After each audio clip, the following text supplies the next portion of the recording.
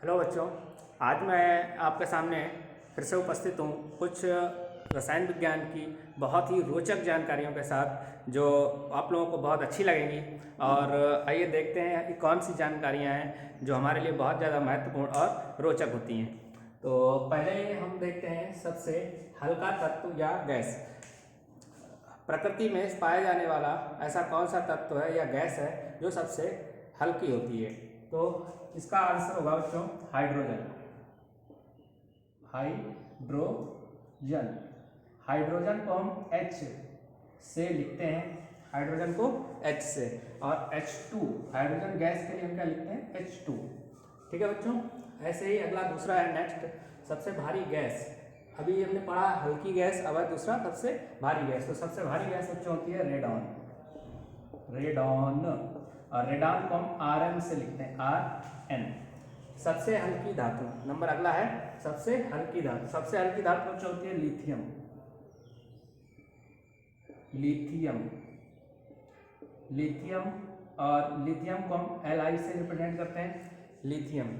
अगला नेक्स्ट बच्चों सबसे भारी धातु। अभी हल्की धातु पड़ी थी, अब सबसे भारी धातु। सबसे भारी धातु होती है बच्चों ऑस्मियम। ऑस्मियम OS, उसको हम OS से रिप्रेजेंट करते हैं। सबसे चमकीला या कठोर तत्व, अगला है बच्चों सबसे चमकीला या कठोर तत्व, तो होता है हीरा। हीरा या डायमंड। हीरा या डायमंड जो है हमारा कार्बन का एक अपर रूप होता है और जो सबसे ज़्यादा चमकीला और कठोर होता है। अगला है बच्चों हमारा सर्वाधिक चालकता वाली धातु। सर्वाधिक चालकता किसकी? विद्युत चालकता की। यहाँ पर एक वर्ड है विद्युत चालकता। सर्वाधिक विद्युत चालकता वाली धातु। सर्वाधिक विद्युत चालकता होती है बच्चों चांदी की। Ag से रिप्रेजेंट करते हैं। इसके बाद चालकता होती है Au की, फिर कॉपर की, फिर एल्युमिनियम की। सबसे ज़्यादा होती है चांदी की, फिर उससे कम गोल्ड की, फिर उससे कम कॉपर की, फिर उससे कम एल्युमिनियम की। आपने देखा होगा बच्चों मार्केट में हम लोग जो वायर यूज़ करते हैं, तार यूज़ करते हैं इलेक्ट्रिसिटी के लिए, वो कॉपर का या एल्युमिनियम का यूज़ करते हैं। लेकिन सबसे ज़्यादा चालकता किसकी होती है? चांदी की। अब चांदी का इतना महंगे होने के कारण हम उसका यूज़ वायर बनाने में नहीं कर सकते, लेकिन इसके वायर बनाने का यूज़ होता है कहाँ पर? जो हमारे उपग्रह बनाए जाते हैं, सैटेलाइट्स, जिनको हम ऊपर अंतरिक्ष में भेजते हैं निगरानी के लिए, या अंतरिक्ष वेत्ता उसको अंतरिक्ष के ज्ञान के लिए सैटेलाइट्स जो छोड़ी जाती हैं दूर संचार के लिए, तो उसमें जो सर्किट्स बनाए जाते हैं वो चांदी और सोने के ही बनाए जाते हैं। क्योंकि अगर वहाँ शॉर्ट सर्किट हो जाएगा तो उसको ठीक करने कौन जाएगा? तो वहाँ पर हम कॉपर और एल्युमिनियम का यूज़ नहीं करते, वहाँ पर चांदी और सोने का ही प्रयोग किया जाता है। लेकिन हम अपने घरों में, ऑफिस में, हर जगह जो वायर यूज़ करते हैं उसमें किसका? कॉपर या एल्युमिनियम का ही यूज़ करते हैं। लेकिन कॉपर का इसलिए यूज़ करते हैं क्योंकि इस कॉपर की चालकता एल्युमिनियम से ज़्यादा होती है। अगला अच्छा बच्चों देखते हैं हम सर्वाधिक गलनांक वाली धातु। तो सर्वाधिक गलनांक वाली धातु कौन सी है बच्चों? टंगस्टन। टंगस्टन टंगस्टन को हम W से रिप्रेजेंट करते हैं। अगला है बच्चों विद्युत की सुचालक अधातु। विद्युत की सुचालक अधातु के लिए कह रहा है बच्चों अधातु।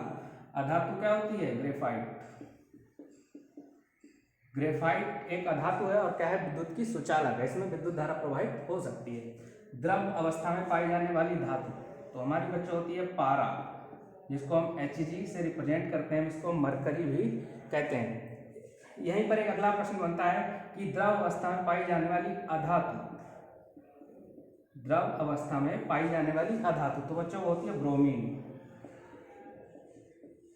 ब्रोमीन को हम रिप्रेजेंट करते हैं Br से।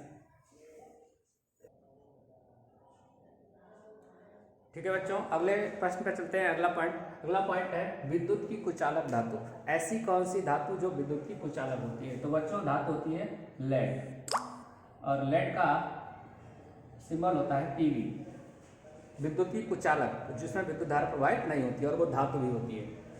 अगला है लाफिंग, हंसाने वाली गैस। हंसाने वाली गैस या लाफिंग गैस जिसको सुनकर हंसी आती है, तो वो हमारी होती है N2O, क्या कहते हैं? Nitrous oxide.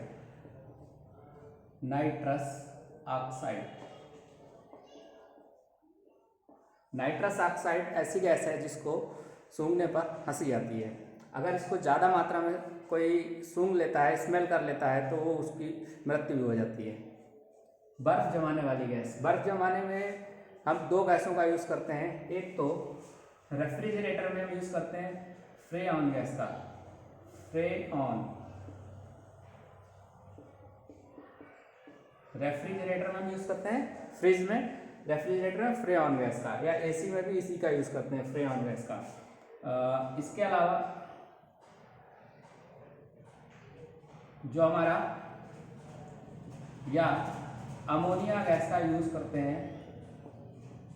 बड़े बड़े बर्फ़ खाने होते हैं, उसमें हम बर्फ़ जमाने के लिए अमोनिया गैस का यूज़ भी करते हैं। आवारा गैस या आवारा तत्व, आवारा गैस या आवारा तत्व किसे कहते हैं? तो हाइड्रोजन को कहते हैं, H2O। आंसू गैस, आंसू गैस में हम आंसू गैस कहते हैं क्लोरोपिक्रिन को, क्लोरोपिक्रिन, क्लोरोपिक्रिन, क्लोरोपिक्रिन। क्लोरोपिक्रिन के अलावा अमोनिया गैस भी है जो हमारी क्या करती है? आंसू लाती है। अगर अमोनिया गैस भी आंखों में लग जाएगी तो आंसू आ जाएंगे। क्लोरोपिक्रिन और अमोनिया। अगला है हमारा दम घोटू गैस, दम घोटू गैस जिससे सूंघने से दम सा घुटने लगता है, तो carbon monoxide, CO, carbon monoxide. Carbon monoxide जो है मोटरसाइकिल, बड़ी 4 व्हीलर गाड़ियों के धुएं में होती है, जिससे अगर ज़्यादा मात्रा में हो जाती है तो सफोकेशन हो जाता है, उसी को हम दम घोटू गैस कहते हैं। अगला है हमारा गला घोटू गैस। गला घोटू गैस होती है sulphur dioxide, sulphur dioxide, SO2। फूली हुई रोटी में गैस, इंटरेस्टिंग फैक्ट है बच्चों, फूली हुई रोटी में असली गैस होती है तो CO2 होती है बच्चों, कार्बन डाइऑक्साइड। अगला है शुष्क बर्फ, ड्राई आइस। शुष्क बर्फ किसे कहते हैं? तो ये भी बच्चों CO2 को कहते हैं, carbon dioxide. Carbon dioxide gas को जब हम प्रेशराइज करके और उसका वॉल्यूम कम कर लेते हैं तो क्या होता है? तो उसको हम ठोस अवस्था में परिवर्तित कर देते हैं, तो वो क्या कहलाती है? ठोस CO2, यानी शुष्क बर्फ, बर्फ के रूप में फॉर्म हो जाती है। आग बुझाने वाली गैस, तो आग बुझाने वाली गैस बच्चों कौन सी होती है? CO2। तो हमारे तीनों पॉइंट्स, फूली हुई रोटी में CO2, शुष्क गैस भी हम किसको कहते हैं? CO2, शुष्क बर्फ CO2, आग बुझाने वाली गैस भी CO2। विद्युत बल्ब में भरी जाने वाली गैस नाइट्रोजन। विद्युत बल्ब में बच्चों कौन सी गैस भरी जाती है? नाइट्रोजन। पहले भरी जाती थी अक्रिय गैसें, आर्गन, लेकिन अब जो गैस भरी जाती है वो नाइट्रोजन भरी जाती है, क्योंकि एक तो ये क्रिया नहीं करती है, उसके जो फिलामेंट, जो टंगस्टन का फिलामेंट होता है उससे, और दूसरा ये ठंडी भी होती है। ठीक है, अगले नेक्स्ट पॉइंट पे चलते हैं। नेक्स्ट पॉइंट हमारा है सबसे क्रियाशील धातु। सबसे क्रियाशील, सबसे ज़्यादा रिएक्टिव मेटल कौन सी होती है? सीजियम बच्चों, सीजियम। सीजियम को हम CS से लिखते हैं। सबसे क्रियाशील अधातु, सबसे क्रियाशील धातु मेटल होती है सीजियम। सबसे क्रियाशील अधातु, या फिर हम यहाँ पर कह सकते हैं गैस, सबसे क्रियाशील धातु या गैस होती है फ्लोरीन। कौन सी होती है बच्चों? फ्लोरीन। फ्लोरीन को हम कैपिटल F से रिप्रेजेंट करते हैं, और ये हैलोजन गैस भी है। सबसे पहले वायुमंडल में सर्वाधिक मात्रा में पाई जाने वाली गैस, तो नाइट्रोजन। वायुमंडल, बच्चों सवाल ध्यान से सुनिएगा, वायुमंडल में सर्वाधिक मात्रा में पाई जाने वाली गैस तो कौन सी है? नाइट्रोजन, 78%। ब्रह्मांड में सर्वाधिक मात्रा में पाई जाने वाली गैस हाइड्रोजन। वायुमंडल में पाई जाने वाली सर्वाधिक मात्रा में गैस नाइट्रोजन, ब्रह्मांड में सर्वाधिक मात्रा में पाई जाने वाली गैस तो हाइड्रोजन।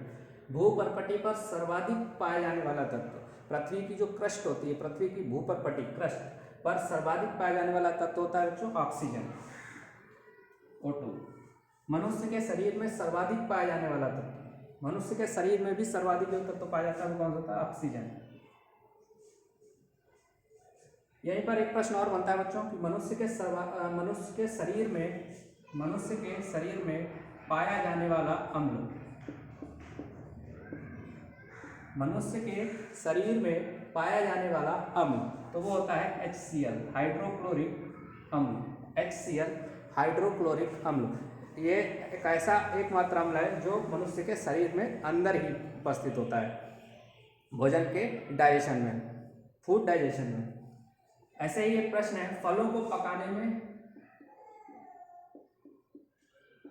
फलों को पकाने में प्रयुक्त गैस,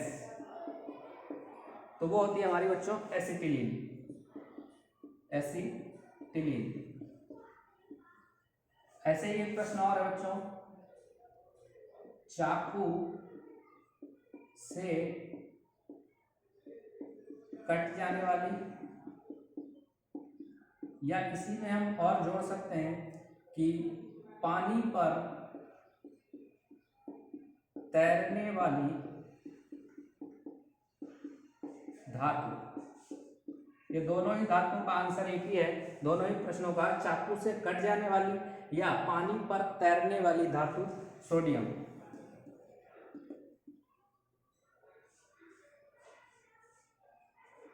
उम्मीद करता हूँ आज के वीडियोस आपको बहुत अच्छे लगे होंगे। आज की जो इम्पोर्टेंट फैक्ट्स थे बहुत मज़ेदार थे और आपके ज्ञान बढ़ाने के लिए बहुत फ़ायदेमंद रहेंगे। इसी प्रकार से मेरे वीडियो को देखते रहिए, मेरे चैनल को सब्सक्राइब कीजिए, लाइक कीजिए। Thank you.